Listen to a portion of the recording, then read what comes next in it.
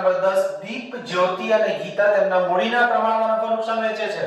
ચલો એક એક શબ્દ મૂડીના પ્રમાણમાં નફા નુકસાન. તો નફા નુકસાનનું પ્રમાણ આજે પહેલી નોંધો કરી દઈએ આપણે અહીંયા એટલે વાંધો ના આવે. નફા નુકસાનનું પ્રમાણ કેવી રીતે? તો મૂડીના પ્રમાણમાં. શું નામ છે? દીપ જ્યોતિ અને ગીતા.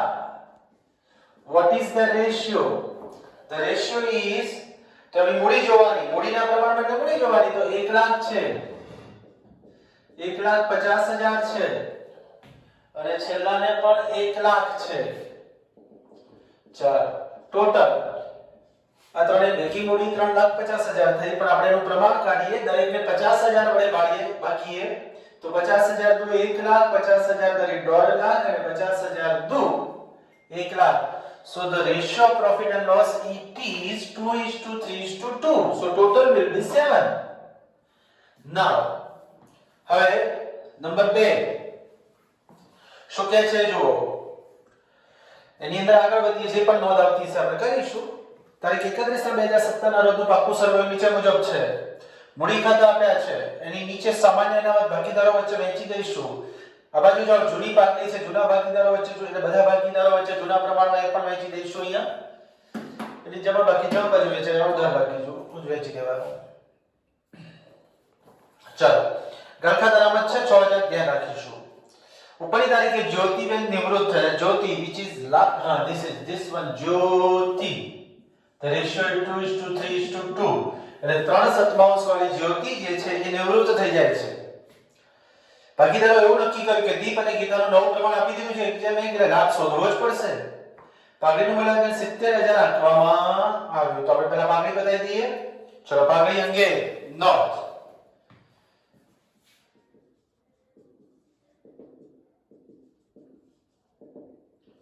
સમજો તો પાઘડી અંગે નોંધમાં અંદર શું આવશે? તો પહેલા જ્યોતિને આપવાની પાઘડી,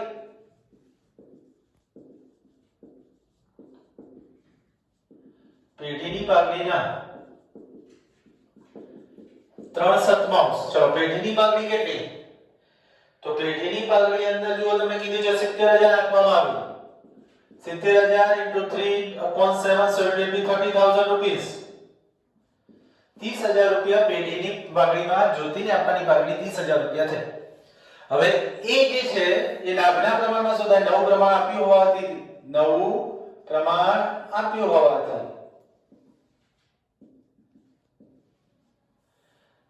લાભના પ્રમાણ. અચ્છા નવું પ્રમાણ શું આપ્યું છે થોડું તમે એ જુઓ. 1/1 આ રિટાયર્ડ થાય છે. સમજો કશું ના કે રિટાયર્ડ થાય તો નવું પ્રમાણ કેટલું થાય? આ નીકળી ગયો તો 2/2. 2/2 એટલે 1/1. એટલે તમે શોધશો એટલે 1/1 જ આવશે. લાભ કેમ લાભ 1/1 આવશે? કારણ કે એનું જૂનું પણ 1/1 છે, નવું પણ 1/1 છે. સમજાય છે? આ રિટાયર થઈ ગયું પછી એ બંનેનું પ્રમાણ 2/2 એટલે 1/1 જ કહેવાય. અને નવું 1/1 છે તો લાભ પણ કેમ થાય? 1/1. છતાં આપણે ગણીએ. ચલો લાભ બરાબર આ તો ડાયરેક્ટ તમને સમજાવ્યું. નવું માઈનસ જૂનું. ચલો જ્યોતિ તો રિટાયર થઈ ગઈ. દીપ અને ગીતા. ચલો દીપમાં નવું પ્રમાણ દીપમાં 1/2 અહીંયા 1/2 માઈનસ 2/7 2/7 સરખું જ થયું એટલે સરખું જ આવવાનું. 7 * 7 2 * 4 7 * 14 3/14 એવું ને એવું 7 * 4 14 3/14 3:3 so it is 1:1. તો આ એનું લાભનું પ્રમાણમાં આ પ્રમાણમાં પાઘડી આપવી પડે. ચલો તો શું અમલ થાય? તો જે જાય છે એ ત્યાગ કરે છે. પેલા બેને લાભ થાય છે એટલે દીપના મૂડી ખાતે ઉધાર, પછી ગીતાના મૂડી ખાતે ઉધાર, તે જ્યોતિના મૂડી ખાતે. ચલો જ્યોતિના મૂડી ખાતે કેટલા? તો 30,000 પૂરેપૂરા. આ બેને લાભના પ્રમાણમાં લાભનું પ્રમાણ 1/1 એટલે 15,000 વાત થઈ ગઈ પૂરી. તો આ રીતે પાઘડીની અમૃત થશે. હવે એના પછી શું કર્યું પાઘડીમાં ફરીને સમજો. આ પ્રમાણ આપ્યું તો પાઘડીમાં એનો ભાગ કાઢી નાખ્યો. પછી લાભ શોધ્યો, ના શોધો તોય ચાલે. કેમ? આ રિટાયર થઈ જાય છે પછી નવું પ્રમાણ 1/1 છે ને 1/1 જ આપેલું છે એટલે ના શોધો તોય ચાલે. યાદ રાખી શકો. દેવાદારો પર ગાંઠા નાણામાં 10% સુધી ઘટાડવી, 10% સુધી ઘટાડવી એટલે 40000 છે. એના 10% સુધી એટલે 4000 થયા, 4000 સુધી ઘટાડવી, અંદર 6000 છે. 4000 સુધી ઘટાડવી એટલે કેટલી ઘટાડવાની? સુધી કે તો તફાવત એટલે 2000 ઘટાડવાની. કેવી રીતે? ફરીથી આ 10% કાઢો એટલે 4000 થયા. 40000 ના 10% છે, 4000 સુધી ઘટાડવી, અંદર 6000 પડી છે તો 2000 ઘટાડવી પડે. ચલો હવે આગળ એના જેવો જ હવાલો થાય. 4000 રાખવાની છે, 4000 સુધી આની ભાષા એ રીતે થઈ, બાકી રાખવાની 10% જ છે. Stock, this is important. આપણે આવી ગયેલું છે આગળ પ્રવેશમાં. સ્ટોક તેની પડતર કિંમત કરતા 25% વધારે કિંમતે દર્શાવેલ છે. પડતર કિંમતથી નોંધવો. આપણે શું કરીએ છીએ? સ્ટોક આવે ને એમાં 25% ઉમેરી દઈએ છીએ, પછી બતાવીએ છીએ. પણ આ તો પુનર્ગઠન છે એટલે સાચી કિંમત બતાવી પડે, એટલે તમે વધારે બતાવી છે એને ઓછી કરવી પડે. તો સીધી 25% ઓછી ના થાય, એના માટે સ્ટેપ આવે. શું કરવાનું જુઓ, સમજો. સ્ટોક અંગે નોંધ. આવા દો સાહેબ, આ બાજુ ફોકસ કરો થોડું. સ્ટોક અંગે નોંધ. ધારો કે સ્ટોકની પડતર કિંમત 100 રૂપિયા છે, તો આપણે શું નિયમ છે? 25% વધુ બતાવી છે, 25% વધુ એટલે 125 રૂપિયા બતાવી છે ચોપડી કિંમત. એનો મતલબ કે ચોપડી કિંમત 125 હોય તો ખરેખર એની પડતર કિંમત તો 100 છે. તો આપણે અંદર જુઓ સ્ટોક કેટલાનો છે, તો આપણી અંદર સ્ટોક જે છે એ 50000 નો છે. તો 50000 એ કેટલા? 50000 ચોપડી કિંમત હોય તો કેટલા?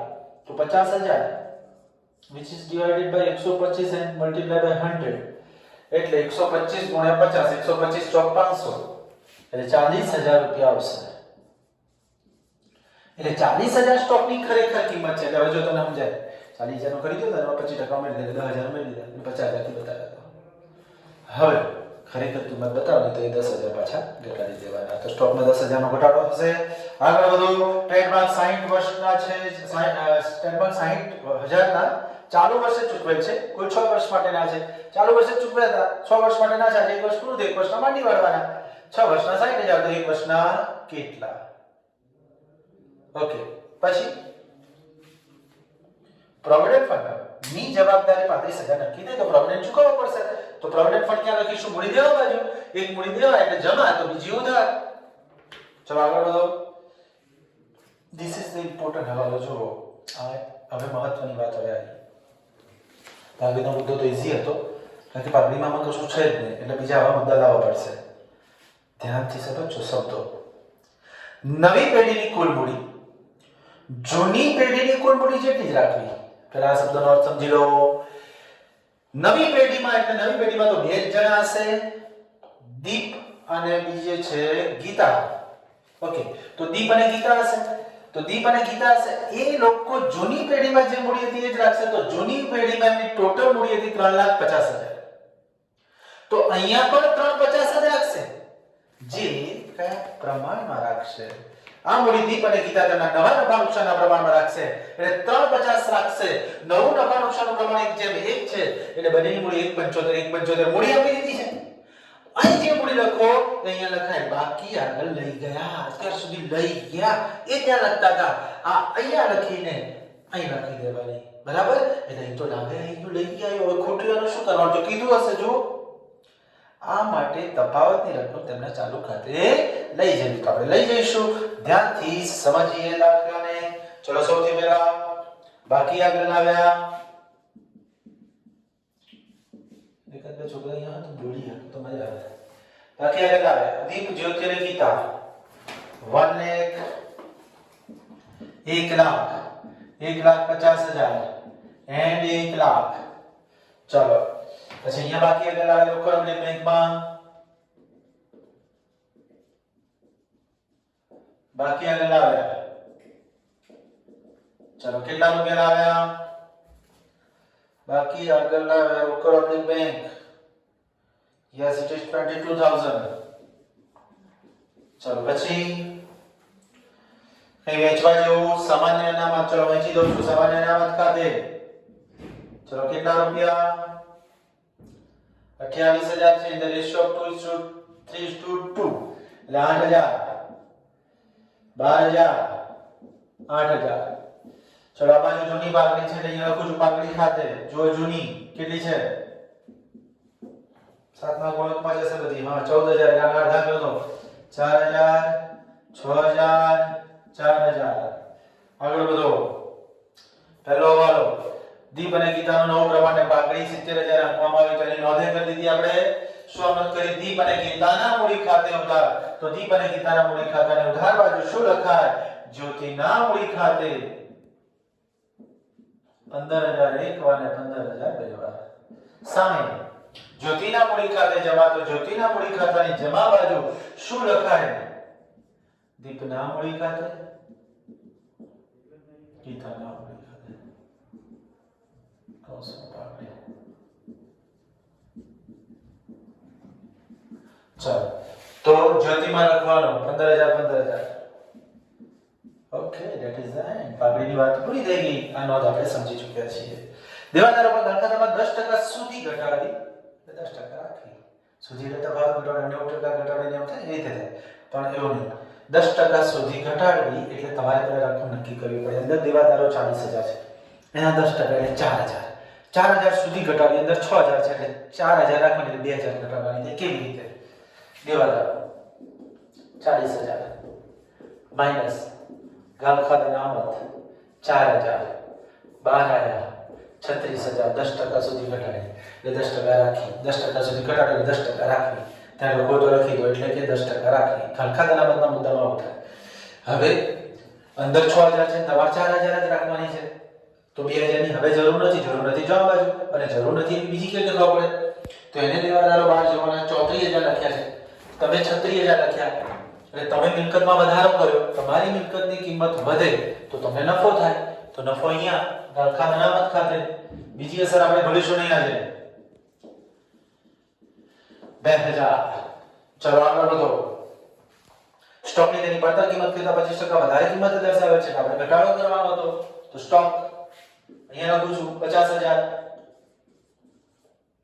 માઈનસ ઘટાડો 10000 ડાયરેક્ટ અહીંયા સ્ટેપ મૂકી દો તો એ ચાલે કે 125 એ 100 25% વધુ બતાવે છે એટલે તમારે સીધું એવું સ્ટેપ યાદ રાખવાનું 125 એ 100 ચાલો બીજી અસર ભૂલવા નહીં સ્ટોક ખાતે ઘટાડો કેટલા રૂપિયા 10000 આગળ વધો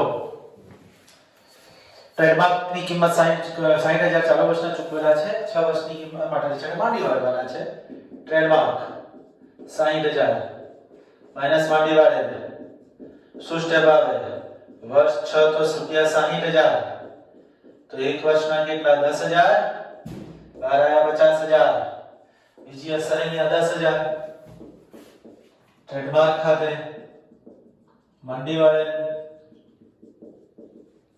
ચલો આગળ વધો પ્રોવિડન્ટ ફંડની જવાબદારી 35000 નક્કી થઈ તો અહીંયા લખું છું પ્રોવિડન્ટ ફંડ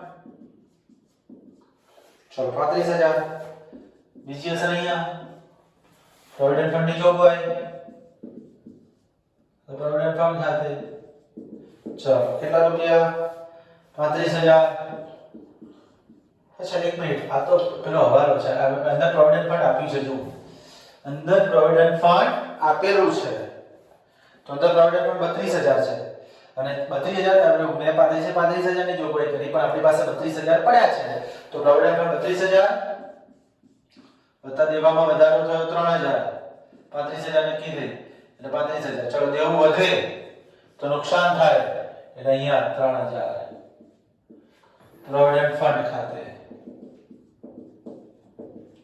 પછી આગળ વધો એ પતી ગયું હા ચલો મુદ્દો નવી પેઢીની કુલ મૂડી જો આ શબ્દો સમજવા નવી પેઢીની કુલ મૂડી જૂની પેઢીની કુલ મૂડી જગ્યાએ 350 રાખવી જો અહીંયા 350 મૂકી દીધી ચલો આ નવી પેઢીની કુલ મૂડી 350 જે નવા પ્રમાણમાં રાખી લઈએ તો બે જ હોય દીપ અને જ્યોતિ નવું પ્રમાણ એટલે 1:1 મૂડી આ પ્રમાણમાં રાખવાની 350 ને 75 હવે અહીં જે લખો છો એ તમે ક્યાં બતાવો છો અહીંયા બાકી આગળ લઈ ગયા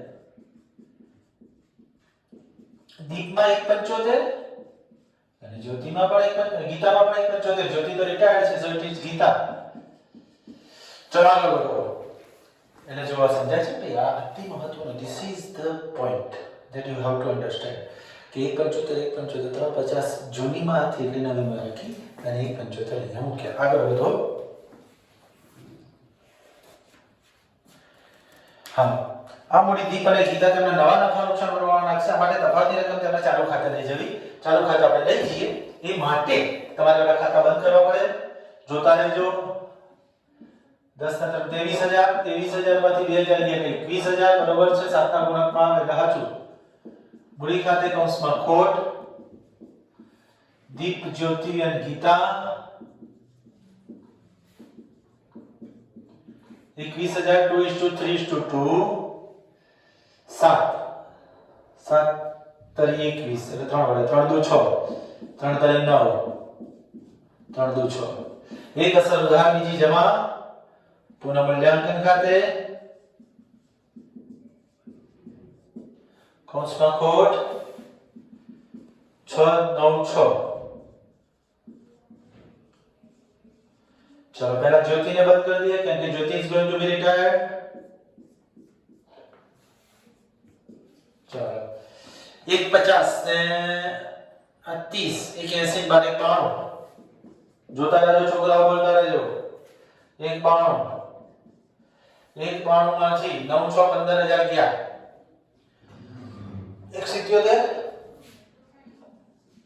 177 ની સામે પૈસા પેલો 22000 છે એટલે ધંધા રાખવા પડે એટલે જ્યોતિની લોન ખાતે in the bracket question mark. ચલો જ્યોતિની લોન અહીંયા મૂડી દેવા બાજુ લખી દો 177.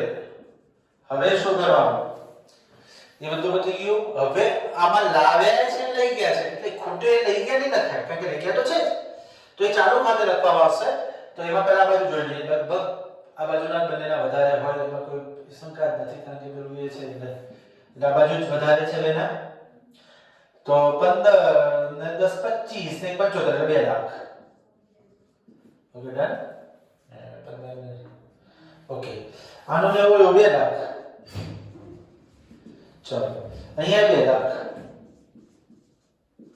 અહીંયા 2 લાખ. ચલો 2 લાખ માંથી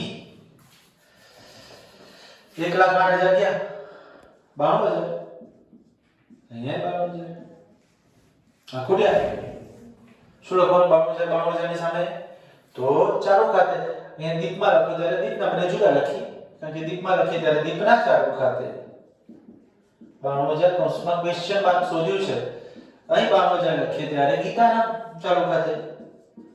ચલો આ સર જમા આપી એક જમા તો બીજી ઉધાર. ઉધાર એટલે મિલકત લેના બાજુ ચાલુ ખાતા દીપ ગીતા 92 જોજો કે ભૂલ હોય તો કહેજો. 184. ચલો એ પતી ગયું. હવે રોકડ સિલક બંધ કરી દઈએ. 22,000 એક વાર 22,000 બે વાર ને 22,000 ત્રણ વાર બાકી આગળ લઈ ગયા. ચલો રોકડ આપણી બેંક ખાતું 22,000. ચલો હવે ખૂટતું કરતું લખી દો અંદરથી. ખૂટતું કરતું આપણે લખીએ ખૂટતું કરતામાં ચલો પાકલી કે જમીન મકાન બાકી છે તો આ જમીન મકાન. ચલો જમીન મકાન કેટલું 2,90,000. ચલો પછી ટ્રેડમાર્ક આવી ગયો સ્ટોક આવી ગયો દેવાદાર આવી ગયો બેંક આવી ગયો બધું આવી ગયું. ચલો આપણે જો મૂડી બાજુ મૂડી આવી ગઈ સામાન્ય લેણદારો બાકી છે. ચલો લેણદારો કેટલા 60,000. ચલો આનો ટોટલ કરી દો 3 50 60 10 ને 5 10 ને 5 87 5 87 5 92 6,22,000 છે ભાઈ જોતા રહેજો. આ તમને મોઢે કરી જો ભૂલ હોઈ શકે. સુધી હવે જવાબ 5,000 રૂપિયા દે 6 વાગે. Okay okay done. હવે